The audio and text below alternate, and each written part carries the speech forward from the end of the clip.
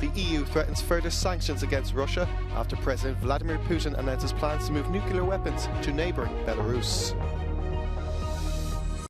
Anger erupts across Israel after Prime Minister Benjamin Netanyahu sacks his defence minister for challenging a controversial judicial reform plan. The search for missing continues after a deadly tornado kills at least 26 people in the US.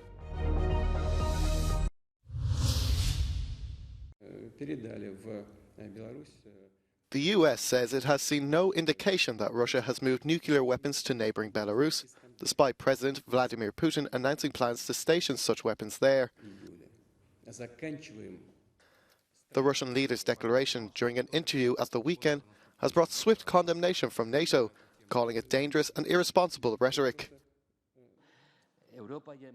The EU's foreign policy chief, Josep Borrell, cautioned Belarus against hosting Russian nuclear weapons on its territory.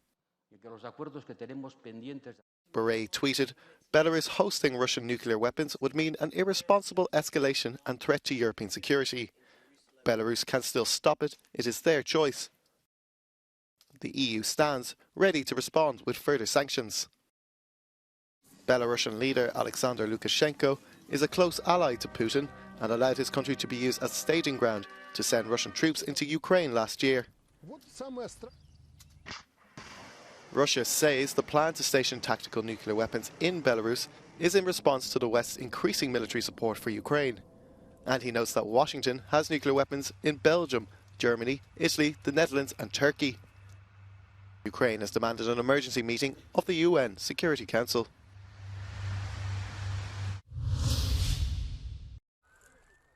An explosion in Russia injured 3 people, including a 16-year-old girl, on Sunday. Russian authorities blamed a Ukrainian drone for the blast 175 kilometers south of Moscow. Ukraine has not commented on the explosion that reportedly damaged 3 residential buildings, 4 houses, and created a crater around 5 meters deep. The Russian state-run news agency TASS claimed the explosion was caused by a Soviet-made Tu-141 drone, which was reintroduced in Ukraine in 2014 after it was retired from service in 1989. Similar drone attacks have been common during the war, although Ukraine hardly ever acknowledges responsibility.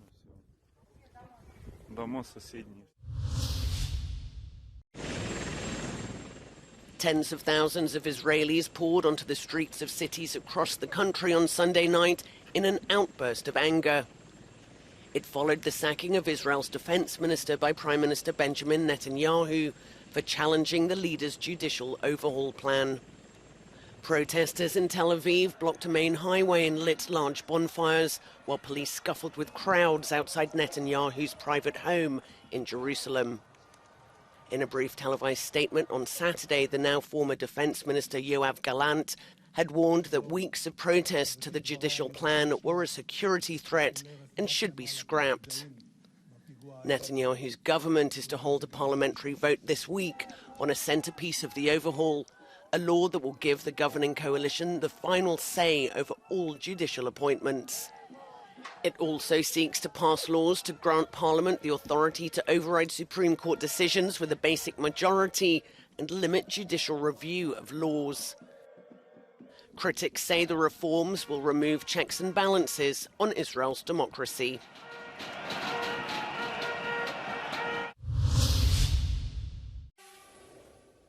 Search efforts continue after a deadly tornado killed at least 26 people in the southern US. The powerful storm ripped across Mississippi and Alabama, tearing off roofs, smashing cars, and levelling entire neighbourhoods. President Joe Biden tweeted that he and the First Lady were praying for those who have lost loved ones and those whose loved ones are missing, promising full federal support. Here people need help, and it was just devastating last night. Pitch black dark, and trying to get everybody out we could get out. Get to a safe location. We lost everything, but we got our life. Towed the house out, towed my truck out, the car, and the other car. But we good. As residents come to grips with this devastation, emergency services are now preparing for another round of possible tornadoes Sunday. It's one of the world's largest grassroots movement for the environment, and for a 17th year in a row, millions of people have celebrated Earth Hour. From Italy to Taiwan and Australia, residents turned off all the lights and electrical appliances in their homes and offices for 1 hour to promote energy conservation and raise awareness of climate change. More than 190 countries and territories took part, with EU member states this year branching out to highlight the importance of European nature. Governments and companies also turned off non-essential lights in their buildings, monuments and landmarks. This lights-off gesture is symbolic. The deeper aim of Earth Hour is to encourage households, communities and leaders to take accountability for their ecological footprint and to start conversations to find real solutions to challenges like climate change and biodiversity loss.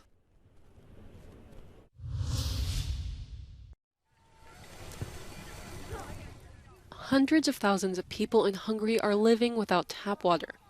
The situation is worse in Roma slums, where residents often get their water from wells, making an already difficult situation even worse. In the village of Tornadashka, the Johan's family's 12 members live in a small house. They sometimes don't have enough money to buy food. But that is not their only problem. They're also trying to fix their ceiling that has caved in. Szakadott az eső, a jégvihar beesett a tetőzeten, és ahogy esett be, ez így horpadt be, így szakadt le, úgyhogy a gyerekeket sem tudom most egyelőre, hogy itt ide fektetni. A falunak ebben az utcájában soha nem is volt kút, mert a házakba építéskor bevezették a vizet. Mostanra azonban a legtöbb családnál kikapcsolták a szolgáltatást, így az itt lakóknak a szomszéd utcába kell átmenniük, hogy vízhez jussanak. There are a lot of consequences for this situation.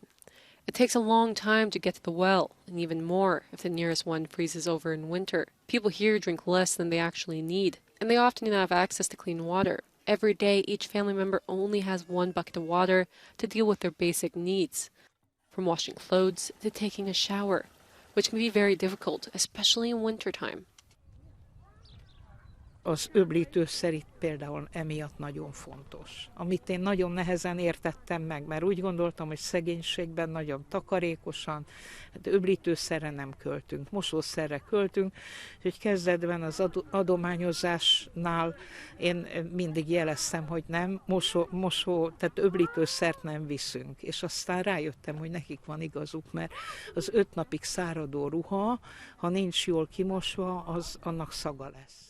A local foundation, Shochama, argues that most of these problems can be solved if a cubic meter of water a month was provided freely for everyone. And in Tornadashka, the situation is getting worse rather than better. Until recently, the village had 15 public wells, but now only 5 provide water. What time is it in Lebanon? Well, the answer to that question differs depending on who you ask. That's because of a last-minute decision by the government to delay daylight savings time by a month because of Ramadan. The move resulted in mass confusion Sunday, as some places followed the decision while others did not. In some cases, the debate fell along sectarian lines, with many Christian politicians and institutions rejecting the move. The small Mediterranean country normally sets its clock forward an hour on the last Sunday in March, which aligns with most European countries. In the Austrian-Slovenian border region, livestock farmers say there's been a dramatic increase in the number of animals killed by wolves. Owners are entitled to government compensation, but they have to prove the killer was a wolf. This farmer received only a small part of the designated compensation because the identification tags on his sheep were lost during the killing. Ich habe von diesen 17 Schafen nur von 4 die Schade bezahlt bekommen. No proof means no money, Slovenia's government confirmed. This, despite the fact that the number of missing but uncompensated animals in the municipality recently tripled. Die sind nicht sofort tot, die haben Schmerzen, die Schafe und so weiter. Es ist ein komplexes Problem, es ist nicht nur Geld. Dieses Reh hier wurde vergangene Woche von einem Wolf getötet. Und mit diesem Kadaver versuchen die Jäger jetzt, einen Wolf in die Falle zu locken. Denn hier in Slowenien und im angrenzenden Österreich ist das Abschießen von gewissen Wölfen erlaubt. Hybrids between dogs and wolves are especially targeted because they're more daring and will even enter villages during the day. But for the World Wildlife Fund, there is an upside to the presence of wolves, particularly in wooded areas. According to them, wolves protect the forests from being destroyed by deer. Junge Bäume können oft gar nicht aufwachsen, können nicht das Erwachsenenalter erreichen, werden vom Wild vorher verbissen. Der Wolf würde hier helfen, diese hohe Zahl an Wild zu reduzieren. Meanwhile, Mattia is considering giving up his remaining sheep. His passion for the hard work in the alpine terrain is dwindling in the face of wolf attacks.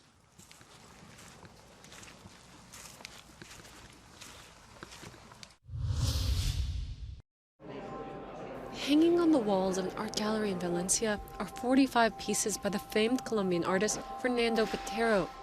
The 9-year-old is one of Latin America's most important artists, and he is best known for his iconic style. In most of his works, he depicts humans and animals as giant and disproportionate figures. Hemos querido hacer una selección para que el visitante se vaya adentrando en ese mundo de Botero, y hemos querido hacer siempre los temas que más la han subyugado, bueno, pues como es el universo femenino, el plein air, que creo que para él es fundamental, las naturalezas muertas, esos bodegones con esas jarras desproporcionadas que él pretende que sean así. Botero's style is so personal and recognizable that an American critic coined the term Boterism to refer to similar works.